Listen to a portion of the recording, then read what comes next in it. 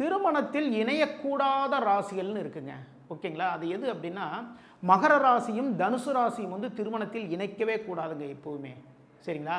எதனால் அப்படின்னா, மகர ராசிக்கு வந்து தனுசு ராசி வந்து 12வதாக வந்துடும்.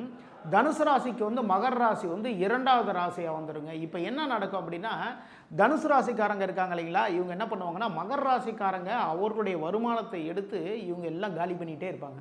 என்னென்னா வந்து விரயம் இல்லையா, 12ஆம் இடம்ங்கிறது வந்து ஒரு விரயம். நான் ஒரு பிஸ்னஸ் ஒன்று பண்ணிகிட்ருக்கேன். தனுசு ராசிக்காரங்க என்ன பண்ணுவாங்கன்னா, நான் ஒரு பிஸ்னஸ் பண்ணிகிட்ருக்கேன், இதில் வந்து அமௌண்ட்டு தேவைப்படுது, வெளியில் வாங்கினா வந்து கடன் வாங்கணும், வட்டிக்கு வாங்கணும்.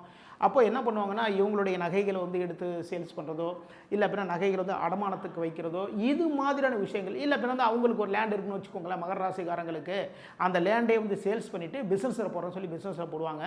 அது பார்த்திங்கன்னா அந்த பிஸ்னஸில் வந்து பெரிய அளவு லாபங்கள் வராது, ரொம்ப கஷ்டப்பட்டுகிட்டே உட்காந்துருப்பாங்க 2 பேருமே. சரிங்களா? அப்போ என்ன நடக்கும் அப்படின்னா, 2 பேருக்குள்ளேயுமே வந்து ஒரு டக் ஆஃப் வார் வந்துக்கிட்டே இருக்கும். எப்பயுமே வந்து ஏதோ ஒரு பிரச்சனை. இல்லை இந்த இடம் வந்து சரியில்லை, நான் வேற ஒரு இடம் வந்து மாறலான்னு நினைக்கிறேன் அப்படி தனுசு ராசிக்காரங்க சொல்லுவாங்க. போயிட்டு வந்து வேற ஒரு இடமே பார்த்துட்டு வந்துடுவாங்க.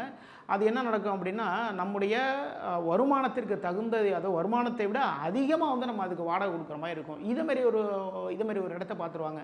ஆமாம், இதுமாரி பார்த்தா தான் நான் பிஸ்னஸ் பண்ணுற இடத்துக்கு வந்து பக்கத்துலேயே இருக்குது, நான் டக்குன்னு எந்த ஒரு விஷயம் வந்தாலும் சரி போய் பார்க்கலாம், கம்பெனியை போய் பார்த்துக்கலாம் அப்படிங்கிற மாதிரி பண்ணுவாங்க. ஆனால் இந்த விஷயத்தை புரிஞ்சிக்கவே மாட்டாங்க. தொழிலில் பார்த்திங்கன்னா பெரிய லெவலில் வருமானம் வந்துக்கிட்டே இருக்காது இவங்களுக்கு. ஓகேங்களா? அப்போது மகர ராசிக்காரங்க தான் என்ன பண்ணுவாங்கன்னா, அவர்களுடைய வருமானம், அவர்களுடைய அனைத்து விதமான பொருட்கள் இது எல்லாமே வந்து இவங்களுக்கு கொடுத்து கடைசியில் பார்த்தீங்கன்னா பிஸ்னஸ் பண்ணுறேன்ட்டு இவங்க வந்து லாஸ் பண்ணிகிட்டே வருவாங்க தனுசு ராசிக்காரங்க.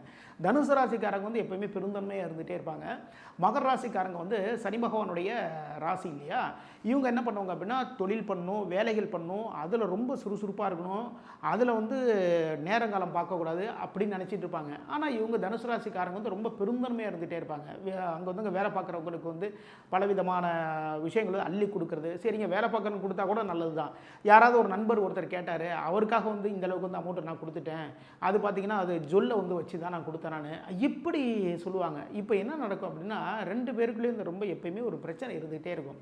வீட்டில் வந்து செலவு பண்ணுறதுக்கு வந்து காசு இல்லை, உங்கள் ஃப்ரெண்டு கேட்டாருன்னு நீங்கள் பார்த்தா இருக்கிற நகையை வந்து எடுத்து நீங்கள் கொடுத்துட்டீங்க, இல்லை அப்படின்னா தொழிலில் வந்த வருமானத்தை எடுத்து வந்து ஃப்ரெண்டுக்கு கொடுத்துட்டீங்க. இப்படி 2 பேருக்குள்ள வந்து எப்பயுமே பிரச்சனைகள், சங்கடங்கள் இருந்துகிட்டே இருக்கும். இது என்ன அப்படின்னா, மகரத்திலிருந்து தனுசு வந்து 12வது, தனுசுலேருந்து மகரம் வந்து 2வது. அப்போது இது என்ன சொல்லுவாங்க அப்படின்னா, துவி துவாதசம்னு சொல்லுவாங்க. ஆக திருமண பொருத்தத்தில் இது மாதிரி துவி துவாதசம் இல்லாமல் நாம் இணைத்தோம் என்றால் மணமக்களுடைய வாழ்க்கை எல்லா நாளுமே வந்து சக்ஸஸான நாளாக மாறும்.